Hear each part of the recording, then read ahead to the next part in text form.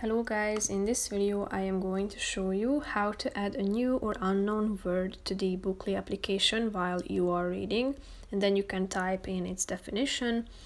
It's really useful if you are reading a book on another language so that you can learn new words and expand your vocabulary. But first I just want to mention, don't forget to subscribe to my channel, because at 10,000 subscribers I am going to show you my whole YouTube revenue statistics and growth strategy, how to make money online. So let's jump into it.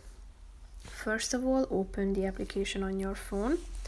After that, you should tap on the My Book section down below in the left side corner of the screen, select the book you want to read and click on Start Reading. After that, you should tap on the Add Word button in the middle of the screen below the countdown section. Here you should type in the name of the word that is unknown to you, and then type in its definition. Here if you tap on the search bar, you will be able to find its definition here below in the below box, but you can also edit by yourself if it's in another language. As you can see,